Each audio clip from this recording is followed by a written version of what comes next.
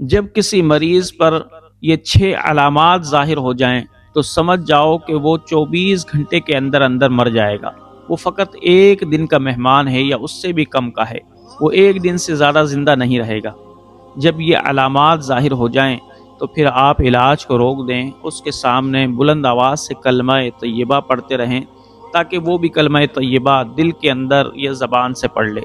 اس کے سامنے سورہ یاسین کی تلاوت کریں تاکہ آخری وقت میں اللہ پاک اس پر رحم فرمائے۔ وہ کون سی 6 علامات ہیں جن کے ظاہر ہونے پر انسان کی موت یقینی ہو جاتی ہے؟ ایک شخص حضرت علی رضی اللہ تعالیٰ عنہ کی بارگاہ میں گیا اور کہنے لگا، اے علی، آپ علم کا دروازہ ہیں، آپ نے نبی پاک صلی اللہ علیہ وسلم سے براہ راست علم حاصل کیا ہے، اور مجھے امید ہے کہ میں آپ سے جو سوال کروں گا آپ مجھے اس سوال کا تسلی بخش جواب دیں گے۔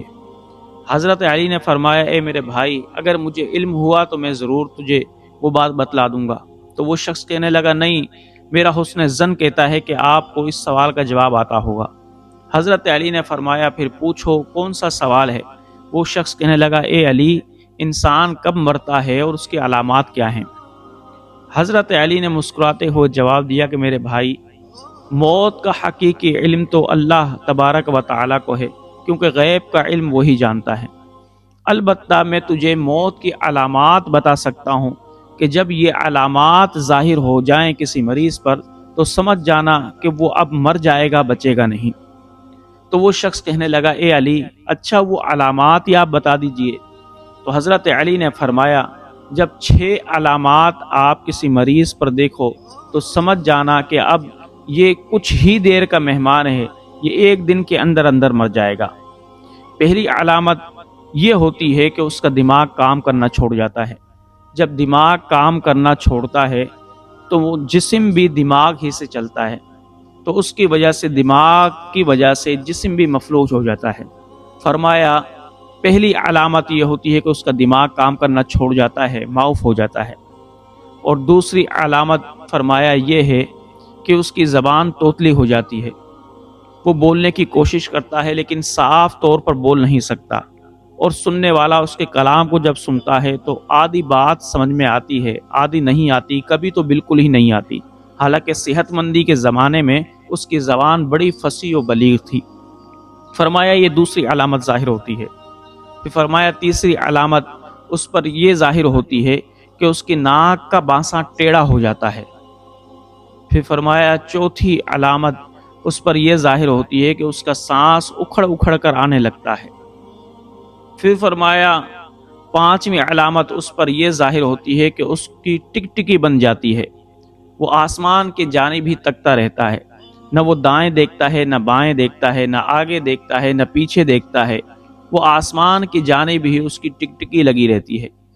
اور پھر فرمایا چھٹی علامت اس پر یہ ظاہر ہوتی ہے کہ اس کو اگر ایک گھونٹ بھی پانی پلایا جائے تو وہ ایک گھونٹ بھی اس کے حلق کے نیچے سے نہیں اترتا۔ حالانکہ نبی پاک صلی اللہ علیہ وسلم نے فرمایا، نزا کی تکلیف میں کسی بھی نزائے کو اتنی پیاس لگتی ہے کہ اگر 7 سمندر کا پانی بھی پلا دیا جائے تو اس کی پیاس نہیں بجھتی، لیکن اتنی پیاس کے عالم میں بھی اس نزا کے تکلیف والے شخص کو اگر آپ ایک گھونٹ بھی پانی پلائیں گے تو وہ پانی حلق میں نہیں اترے گا بلکہ منہ سے باہر ہی نکال دے گا۔ تو فرمایا جب یہ 6 علامات ظاہر ہو جائیں تو سمجھ جاؤ کہ اس کی موت یقینی ہے۔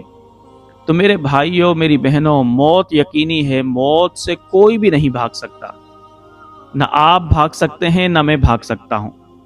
لیکن ہم کتنے نادان ہیں، کتنے بے وقوف ہیں کہ ہم موت سے بھاگ رہے ہیں، جہنم سے نہیں بھاگ رہے۔ موت سے بچنا چاہتے ہیں، جہنم سے نہیں بچنا چاہتے، حالانکہ ہم جہنم سے تو بچ سکتے ہیں، موت سے نہیں بچ سکتے۔ عذاب قبر سے تو بچ سکتے ہیں، موت سے نہیں بچ سکتے۔ لہٰذا موت سے بچنے کی کوشش نہ کریں بلکہ جہنم سے بچنے کی کوشش کریں، اور موت کی سختیوں سے بچنے کی کوشش کریں۔ موت کی سختیوں سے آپ کب بچ سکیں گے کہ جب آپ دنیا کے اندر رہ کر اللہ رب ذوالجلال کی اطاعت کریں گے، مالک کائنات کی فرمانبرداری کریں گے، اللہ رب ذوالجلال کے فرائض کو ادا کریں گے، मालिक कायनात के नवाफिल को अदा करेंगे तो फिर आप मौत तो आपको आनी ही आनी है। मौत से तो कोई राह फरार नहीं। हज़रत आदम से लेकर आज तक जितने भी इंसान आए तमाम को मौत आई, मौत से कोई भी नहीं बचा।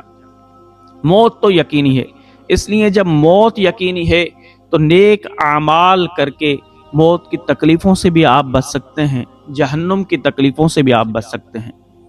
नेक आमाल का फ़ायदा क्या होता है आपको पता है कि जब इंसान की रूह निकलती है तो फिर वो रूह अगर नेक होती है और जिस्म भी नेक होता है तो रूह दुआ देती हुई निकलती है कि मालिक कायनात मैं इस इताअत गुजार के बदन में रही, ये बदन से इताअत करता रहा और मुझे भी इताअत पर लगाए रखा, या अल्लाह तो इस बदन को बेहतरीन जज़ा दे।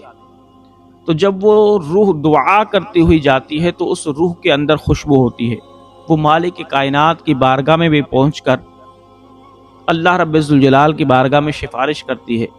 तो वो इताअत गुजार का जिस्म जब कब्र के अंदर रखा जाता है तो वो कब्र की मट्टी भी खुशबूदार हो जाती है, कब्र भी जन्नत के बागों में से एक बाग बन जाती है।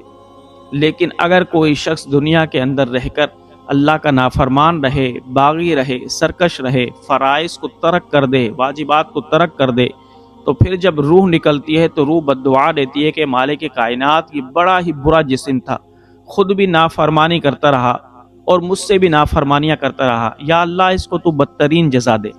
जब वो रूह खुद ही बद्दुआ देती है और मालिक कायनात की बारगाह में उसके खिलाफ शिकायत करती है तो फिर जब उसका जिस्म कब्र के अंदर रखा जाता है तो कब्र बदबूदार भी हो जाती है और जहन्नुम के गढ़ों में से एक गड़ा भी बन जाती है।